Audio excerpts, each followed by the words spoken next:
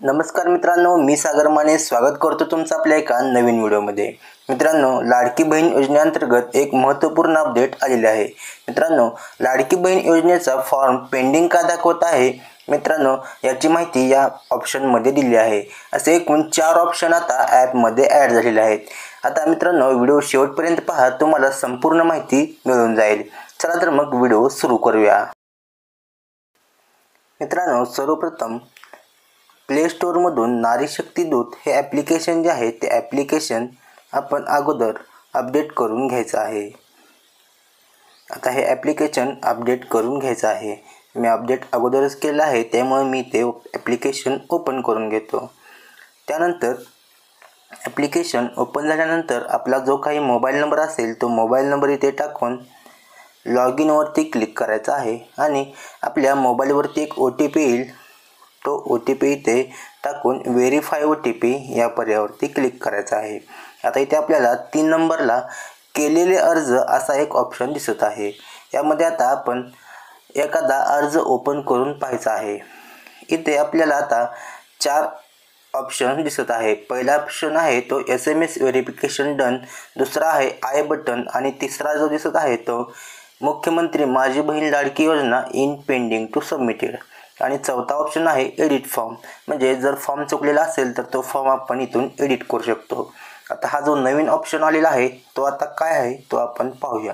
इथे आय बटनावरती केल्यानंतर आपल्याला पहिलाच ऑप्शन दिसत आहे पेंडिंग टू सबमिटेड, म्हणजे प्रलंबित आहे आणि अर्ज सबमिट केलेला आहे। याचा अर्थ असा होतो की आपण अर्ज भरलेला आहे परंतु अद्याप पुनरावलोकनासाठी सबमिट केलेले नाही। अंतिम सबमिशन हे अद्याप प्रलंबित आहे।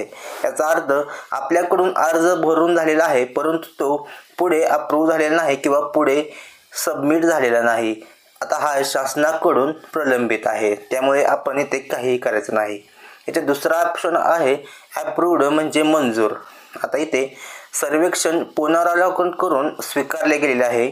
सबमिटरकडून आणखी कोणतीही कारवाई आवश्यक नाही, म्हणजे आपला याचा अर्थ होतो आपला ॲप्लिकेशन जे आहे ते अप्रूव्ड झालेलं आहे। आपल्याला आता इथून काही करायची आवश्यकता नाही। तिसरा ऑप्शन आहे इन रिव्ह्यू, म्हणजे आपला जो अर्ज आहे तो अजून मूल्यांकन केले जात आहे, म्हणजे आपला अर्ज अजून रिव्ह्यूमध्ये आहे। सबमिटर फीडबॅक किंवा मंजुरीची वाट पाहत आहे। आता हा ॲप्लिकेशन आपलं रिव्ह्यूमध्ये पडल्यानंतर आपल्याला असं इथे दिसणार आहे। आणि चौथा ऑप्शन आलेला आहे रिजेक्टेड, म्हणजे आपला अर्ज नाकारला गेलेला आहे आणि तो अर्ज आपण पुन्हा सबमिट करू शकत नाही आणि कोणतीही कारवाई आपण इथे करू शकत नाही। आणि शेवटचा ऑप्शन आलेला आहे डिसअप्रूव्ड, म्हणजे अस्वीकृत, म्हणजे याचा अर्थ आपण अर्ज संपादित करून पुन्हा एकदा सबमिट करू शकतो। म्हणजे अर्जामध्ये काही त्रुटी असेल तर तो बदल करून आपण पुन्हा सबमिट करू शकतो। अशा प्रकारचा हा नवीन ऑप्शन इथे ॲड झालेला आहे। त्यामुळे लवकरच आता आपल्या सर्वांचे अर्ज जे आहेत ते अप्रूव्ड किंवा जे काही आहे ते होणार आहे। मित्रांनो, हा नवीन ऑप्शन अशा प्रकारचा ॲड झालेला आहे। त्यामुळे पेंडिंग टू सबमिटेड यामध्ये आपण आपल्याकडूनचं जे काम आहे ते आपण केलेलं आहे, हे काम शासनामार्फत पेंडिंग आहे, त्यामुळे काळजी करण्यासारखं काहीही कारण नाही।